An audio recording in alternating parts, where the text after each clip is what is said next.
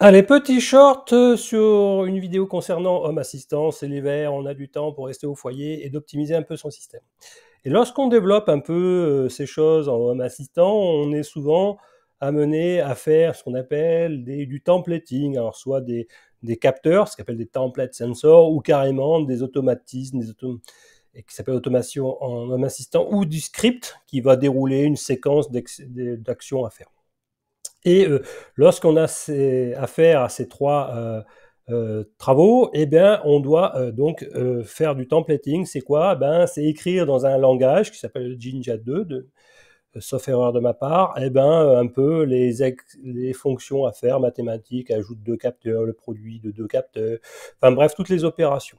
Et donc, ce langage, Jinja 2, ben, ça se retrouve dans vos instructions Home Assistant par value template, voilà, des choses comme ça.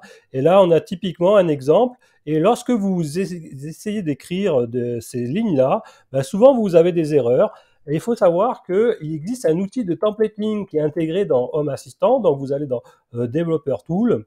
Et puis après, vous allez dans Template ici. Et donc vous copiez-collez votre instruction que vous êtes en train de coder. Et si il n'y a pas d'erreur, eh ben, il vous renvoie le résultat ici. Et si vous avez une erreur, eh ben, il vous dit le type d'erreur. Donc ça permet de voir les choses. Donc ça accepte également les branchements conditionnels. Alors pour information, ces branchements conditionnels en langage templating, vous avez aussi la présence de pourcentage. Alors je ne sais pas si je vais en avoir ici. Mais par exemple, si on prend un capteur, dans mes capteurs, dans Sensors, vous allez voir les choses. Alors, Sensor. Voilà, par exemple. D'accord. Donc ici, vous voyez des exemples de templating, toujours qui commencent par des accolades. Et si non, dans des scripts où je dois avoir des choses un peu plus intéressantes. Vous voyez, dès que vous avez des branchements conditionnels, et donc c'est une seule niveau d'accolade. Et puis par contre, vous avez des pourcentages. Donc ça veut dire c'est à l'intérieur du script. Et ce qu'il y a ici, eh ben, c'est ce qui doit être autour des accolades, c'est ce qui doit être renvoyé dans mon assistant au travers de ce langage de templating. Alors, autre point qui me paraît important dans les dernières nouveautés de Home Assistant, c'est pour faire vos automations et vos scripts. Et des fois, eh bien, c'est assez compliqué dans les enchaînements. Alors, vous allez voir prochainement une vidéo qui va concerner le routeur solaire. Et grosso modo, j'ai dû amener à faire plusieurs nouveaux scripts. Et dedans, notamment sur un qui s'appelle marche forcée, vous allez voir que j'ai plusieurs niveaux d'imbrication de conditions. Et ça, c'est assez compliqué parce que vous voyez, au niveau des indentations dans ce langage-là, YAML, eh ben, des fois on s'y perd. Donc ici, par exemple, je vais prendre un exemple, une deuxième option, ben, c'est une opération, je teste le et entre deux conditions et puis je prends le note de ça parce que je veux tester, c'est le pendant d'un if, else, et ça, c'est le else de cette première condition. Alors, c'est assez difficile d'imbriquer. Et ben, il faut savoir que vous avez un outil assez intéressant pour faire vos scripts ou vos automations. Et donc, vous allez toujours dans Settings, dans Paramètres, et vous allez dans Script ici. Et vous avez ici, par exemple, si vous voulez faire un script, vous cliquez sur Script et Add Script. Et puis, vous avez typiquement l'outil qui vous permet de le faire à la main. Voilà, alors, donc ça, c'est pas un souci. Et puis, il vous suffit de, par exemple, rajouter au minimum un script, c'est au moins une action, une séquence. Et là, par exemple, vous pouvez faire plein de choses. Il vous propose un menu contextuel.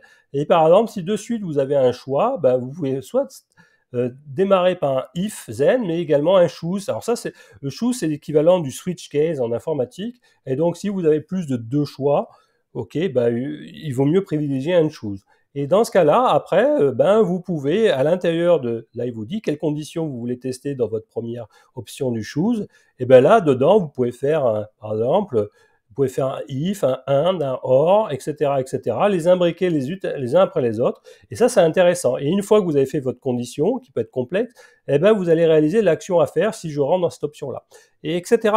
Et quand vous avez fait ça, eh ben, ça vous permet de créer automatiquement les choses. C'est ce que je me suis servi notamment pour faire ce deuxième cas que je vous ai montré dans mon script. Alors, faites attention si vous avez déjà des scripts, quand vous enregistrez celui-ci, il va vous effacer un peu tout le contenu des autres. Donc faites-y attention. Enfin, le troisième point que je voulais aborder, c'est le débugage de script, parce que des fois on fait des erreurs, etc. On ne sait pas où est l'erreur. Et j'ai découvert qu'il y avait un outil qui est assez sympa. Alors on va faire livre. Voilà. C'est par exemple, quand vous avez exécuté un script, on va prendre par exemple marche forcée, vous cliquez dessus, et quand vous cliquez sur les trois petits points, vous avez un outil qui s'appelle trace. Et c'est assez intéressant parce qu'il va vous sortir toute l'arborescence de votre script. Et on voit très bien ici, par exemple, j'ai deux conditions. Et il va vous prendre les logs la dernière exécution de votre script. Et il va vous dire, par exemple, pour la dernière exécution, vous les avez par date ici. Donc, vous pouvez voir les différentes exécutions de votre script. Par exemple, ici, je suis rentré directement dans le choix 1, c'est-à-dire la deuxième branche, et j'ai exécuté. Et puis, il suffit de cliquer sur la planche du bas, et puis là, il rentre ici, ben voilà, j'ai fait je sais plus ce que j'ai fait, et voilà. Et petit à petit, vous allez descendre dans cette arborescence. Et à un moment donné, vous allez voir s'il y a une erreur, parce que typiquement, vous allez avoir un message d'erreur. Donc, ce qui vous permet de débugger dans votre arborescence où c'est qu'il y a une erreur.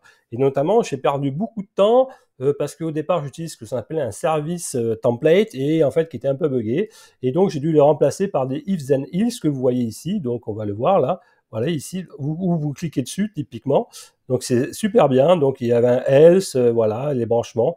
Et donc, ça vous permet dans l'exécution de votre script, de savoir où c'est que ça bug. Vous voyez, il y a plusieurs if-else, des scripts, etc., etc.